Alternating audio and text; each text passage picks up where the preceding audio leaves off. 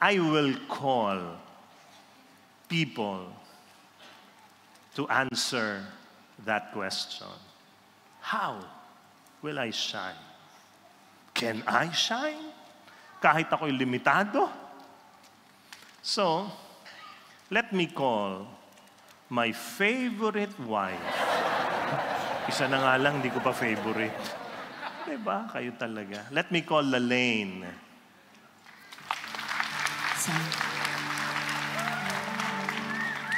Thank you, my favorite husband. Thank you. Good morning, Feast Bellevue. Morning.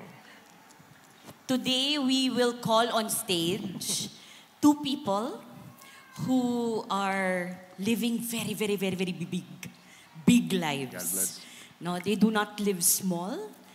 They live intentionally every day. They are feast attendees. You might not know them. Perhaps some of you have heard of their story, but they are here. Whenever they are not training, they are here. And they are part of our Feast Bellevue family.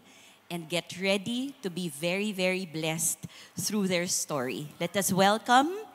Itong dalawang ito ay, ang tawag ko sa kanila, Wonder Twins ni Lord. Yan. Alam niyo yung Wonder Twins, no? Wonder Twin Power! Upo, mga kaedad ko yung mga sumagot na yan. Pinapanood natin yan nung time natin, di ba? Wonder Twins ni Lord. Let us welcome on stage Joshua and Jerome Nelmida.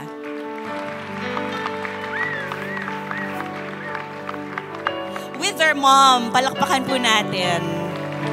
Hindi lang ganyang palakpak ang bibigay nyo sa kanila once malaman nyo ang kanilang storya. Ito po si Jerome, naka-red kasi in love siya. At si Joshua ay naka-blue. Welcome to the feast, Jerome and Joshua. Ito naman ay tahanan nyo, bahay nyo, di ba? So, oo nga. Mag-hi kayo sa kanila. Good morning, feast. Gusto ko nang simulan agad, no, ang kwentong buhay nito. Magkwentuhan tayo with them. Kung may tanong kayo, sigaw nyo lang, no, para matanong natin sila. So, they are living such big lives. Magsimula tayo sa, start from the very beginning, no? So, you see them here, and you know that they are differently abled, no? I think that's a politically correct term for this, no? They are impaired in one way, and let us see where this story began. So, Jerome, ikwento mo nga sa amin, the day you were born. We were born, 29 to 30 weeks po yung time po nung pinanganak po kami. That was 7 months, maybe 7 months or less. Yeah. And eventually, we are diagnosed with retinopathy of prematurity. Or yun po yung yung hindi pa fully developed yung retina. And we undergo 4 operations. 4 operations. Yes po, but it came out unsuccessful. So natuloy pa rin yung pag-detach ng retina. During the laser operation, nag-stop breathing po ako for 5 minutes. And then afterwards, na-revive po ako agad. Kaya nagpapasalamat din po ako kay Lord that He gave me a second life because alam naman siguro niya na sinasabi niya kaya hindi pa niya ako kinuha is may magagawa ka pang misyon. Amen. Totoong-totoo yan. Actually, kaya nagkahininga ka ulit nun, Joshua, is because alam ni Lord na darating tong araw na ito. Ngayon na ngayon, uupo ka dyan at i-bless mo kami dito sa Feast Bellevue at lahat ng mga nanonood online, di ba? Yes. So, you grew up and kanina sinasabi natin, no, ever since, itong hindi mo paghinga na ito, you already beat the odds. And I think that your entire lives, kayong dalawa, you have been beating the odds. Ano? Talagang ginagawa nyo ang mga gila-gilalas na mga bagay. So, tinan niyo po sila, no? Napakagwapo nila today, ha? Paminsan, talagang ang ganda ng mga smile nila at ang pangangatawan nila, no? They may not be so whole, but they are so healthy. Can you tell us your health secret, Jerome and Joshua? Nag-exercise ba kayo? Yes po. Anong klaseng I exercise? do swimming. Ba? Kalain mo? Palakpakan naman natin sila. Sa akin, parang panaginip lang na mag-swimming ako. Sila, swimming. Paano kayo lumalangoy? Pag sa swimming pool po, kami lang po mag-isa but there is a lane line para ma-assure pa rin kami na straight yung pag-swim namin. But pag nasa dagat naman nag-swim, is merong cord. And meron ding guide. May cord and may guide, tas doon ka nakakapit. Pag sa pool, yun lang lanes na naka-demarcate Yung sa water. nakakabit lang po, tapos yun lang po yung susundan namin. Pag nababangga mo na yun, ibig sabihin po no na, nawawala ka na. opo, pero you need to be straight pa din po. Oo. Anong favorite stroke nyo? Freestyle. Freestyle. Ikaw, Joshua. Freestyle and butterfly. Akalain mo, bumabutterfly pa talaga. Oy. O sige, so itong swimming na ito, natutunan nyo ba to? Kasi ako, nung panahon natin, uso yan eh. Bata ka pa lang, grade school ka, magsiswimming ka, tapos magre-recital ka, di ba? Yung ganun. Ilang taon kayo natutong mag-swim? Actually, we learned to swim 2009. 9 years old kami that time. 9 years old kayo. Kasi po nagkaroon po ng event yung mga isang organization po for visually impaired. Yes. Na kasi po 'di ba sinasabi po ng iba na laging exempted ang mga blind sa PE dahil baka daw hindi nila Correct. kaya. Oo. So kaya po yun din yung purpose ng ganung pong parang sports clinic po siya nung una pero naging sports event siya eventually. And then nag-join po kami doon. We do, kasi po iba-ibang sports din yung inaano doon. May running, may swimming, may goalball, yung mga sports po na nilalaro din during the Paralympic Games. And then, nag-swim po kami at first. Unmanageable ako. Takot talaga ako noon kasi hindi ko alam kung malalim or baka mamaya malunod ako. Ganun po yung first impression ko. Pero binigay po ni Mami yung full trust dun sa coach para lang po maturuan kami. And then, after nung session na yun, nakuhaan po kami ng coach ng potential to train continuously. Wow! Uy, palakpakan din natin yung mommy, ha? Yung mommy na yon, nandito sila. Si Mr. and Mrs. Nelbida. Ayan sila, oh. Imagine mo, I really honor you, sis. I mean, para hayaan mo ang anak mo na sa tubig, ha? Lumangoy ng ganun kabata. No? So, if not for parents like this, Joshua and Jerome, siguro hindi nyo naabot ang mga sports na yan, no? Yung swimming na yan, di ba? I'm sure you agree. So, sa swimming, no, naging ganito kayo, lumangoy kayo, doon na ba natapos ang lahat? What keeps you busy pa? Actually, we also do running. Running. Okay. So, anong klaseng running? Ako, si Johan, nagra-run din yan sa street namin. Bumibili ng suka, ganon, lollipop. Ganong running ba ang ginagawa nyo? Actually, it's yung mga running po na 5K, ganon. Sumasali po kami sa mga ganon. But we are running with the guides. So again, there's your guide who Yes. runs with you. Paano napunta yung swimming tas biglang running naman? Actually po, Sara naman dati pa, din po, doon rin po sa sport event na yon, doon din sa sports clinic na yon, yun din po pinasubok sa amin, running. So sa run po, what we do is we have also a run cord.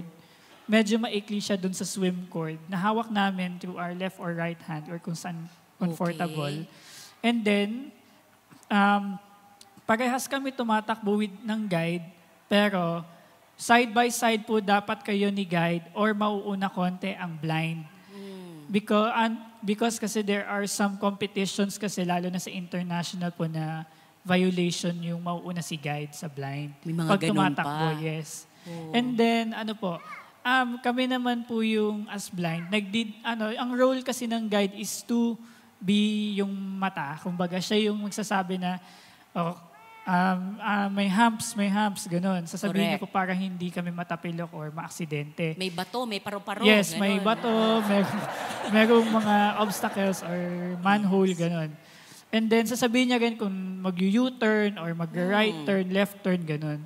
And then kami na po, ang magiging role namin is kami yung magdidikta ng pace namin parehas. Ayun. So let's say, you will do 30 seconds fast run and then 1 minute moderate pace. Ganon. Yes. May mga ganon pa. Ang pinaka-moderate po namin is like jogging talaga. Moderate nyo, jogging. Yes. Masaya ka, Jerome, pagka tumatakbo ka? Super happy po. What do you feel?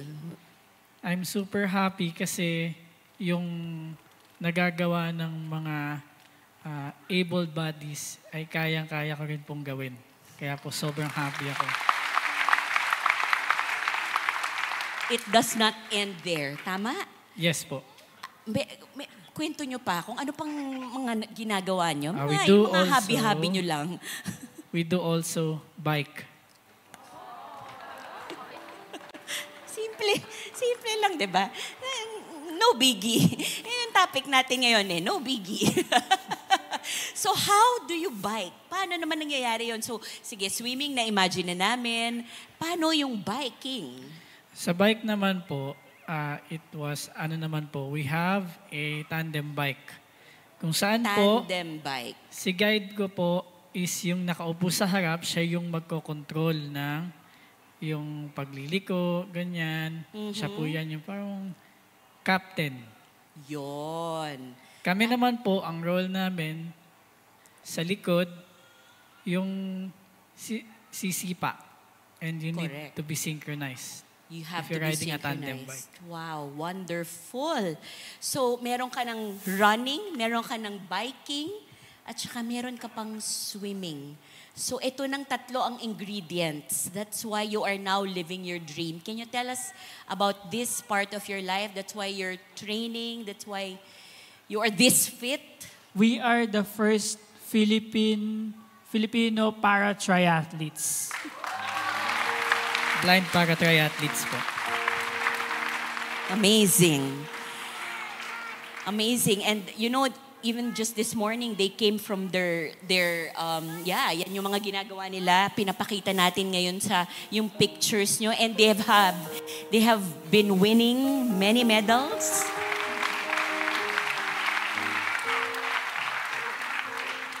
In fact, next week, di ba, Joshua, 26. Jerome, on the 26th, what will happen?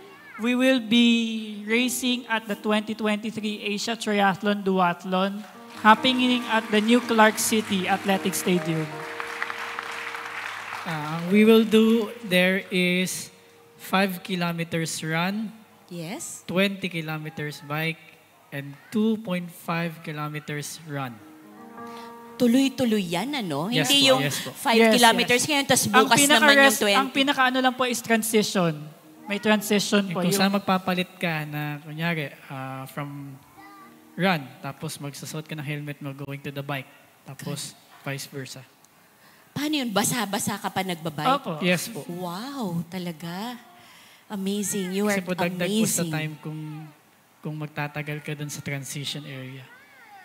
Kailan, may time ba na gumising kayo isang umaga, Jerome, Joshua, sinabi niyo sa sarili mo, parang ayoko na to, pagod na ako, ang sakit Actually- ng mga muscles ko. Actually, wala naman po sa amin yung gugigising ka ng parang ganun nga yung thinking. Basta po ginagawa namin when we woke up, we surrender it to God. Yung mga nararamdaman namin, sinasabi lang namin na, lalo na po during race day, sinasabi namin na, Lord, ikaw na bahala sa amin. Ikaw na yung mag-guide sa amin during the race, manalo kami or matalo. Basta, nandyan ka, kasama namin. Wow. You have our prayers. You have our prayers for this race in November and next year. Next year, we have a big competition. I think this coming June of 2024, will be representing the country at the 2024 Asia Triathlon Para Championships in Subic. In Subic. Wow, amazing. You are such blessings and inspiration. So, after this, I mean, yan, lahat ng mga accolades, lahat ng mga ginagawa nyo na interview na kayo ng kung sino-sino sa TV, marami na kayong na-touch na buhay. What is ahead of you, Jerome, Joshua? Meron pa ba kayong mga pangarap na gustong matupad sa inyong buhay? Actually, aside from sports, we are also in music. Yung dream ko po kasi I'm currently working on a song Wow. na sa tingin ko po na kahit hindi blind, kahit yung mga taong may pinagdadaanan na something like ayoko na, gano'n, na Wow. parang madilim yung paligid nila. So parang yung sinasabi ng song na ginagawa ko ngayon, na which is the lyrics pa lang, yung sinasabi nun is, God is there, andyan lang si Lord, wag kang susuko. Wow. And He will provide. Amen. Jerome, ikaw, what is ahead of you? Ako naman po, I want to continue in terms of sa music naman po, mas gusto ko po na mapalawak ko pa yung kaalaman ko sa music and to explore instruments like violin. Ganyan. The violin. Amazing. Amazing. Do you have a message that you want to leave with all of us sa mga in line with what we are talking about here at the feast, to live intentionally, to live big, not to live small? Sige, kausapin nyo kaming lahat.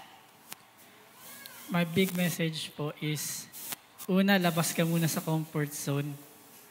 Kasi kung ikaw, nandun ka lang sa kung saan ka komportable, alam niyo po yung parang yung feeling na hindi ka kontento. Kaya explore, malay mo, doon mo makuha yung alam mo yun, yung will sa'yo ng Lord. And also, dream big. And always remember that my ability or our ability is greater than our disability. Amen. And also, may kapansanan ka man o wala, lahat tayo pantay-pantay at may magagawa. Thank you so much, Jerome. Joshua, what words do you want to leave with us? To my fellow feasters, kahit po online, wherever you are, or kung ano man pa pong sitwasyon ang pinagdadaan mo sa buhay, always remember that you are so beautiful in God's eyes.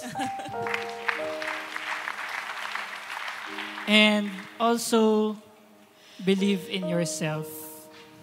Paniwalaan mo muna ang sarili mo bago mo paniwalaan ang iba. Huwag mong papansinin yung mga negative na nangyayari sa paligid mo. Basta at first, believe in yourself, and then always put God on the center on your life.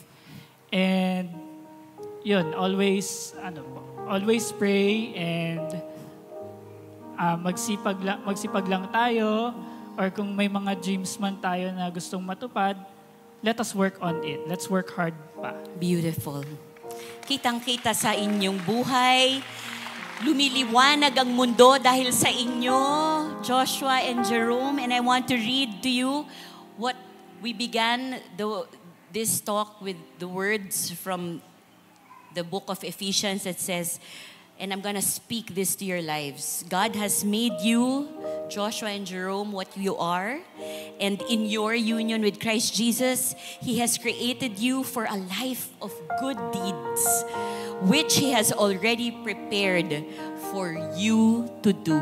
Thank you for saying yes to His call upon your life. It blesses the world. Joshua and Jerome Nelmida. Amen. Yay! Thank you. Wait. Lumapit sa akin si Joshua one time, sabi niya sa akin, Brother, excited kaming magkapatid. Bakit? May inaaral po kami. Ano yon? Photography. Talagang laki mata, ano po? Photography. So, ikwento niyo, paano kayo nagpo-photography? Actually po, we use cameras po na point and shoot. So, nag-training po kami.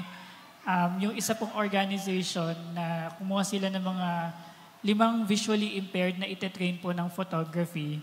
And then, yun, tinuro din po sila sa amin yung parts ng camera and then yung bawat function ng bawat parts. And then, yung pag nagpipicture naman po, pag yung halimbawa mga plants or di kaya yung mga, kung ano yung mga makikita sa paligid, sinasabi po sa amin yung, kung nasan po yung objects. For example, nasa 12 o'clock mo, merong halaman dyan, ganun. And or di kaya papahawak sa amin, then, ayun po, medyo lalayo din. Sasabihin kung tilt up, tilt down. So, kailangan pa rin ng communication. And then, pagdating po sa mga tao naman po, if we take picture to people, kailangan magsasabi kayo ng mag-hi kayo or mag-cheese or ganun. And then, nowadays, we also use our cell phones to take pictures na din. Siguro mahal ang cellphone mo, no? Anong brand? Si Jerome, ay matanong. Si Jerome, may jowa. May love life. Na-meet na namin, pumunta sa feast. Tapos, long distance, ano? Long Yes. distance. Gusto mong batiin? Hi, Angeline.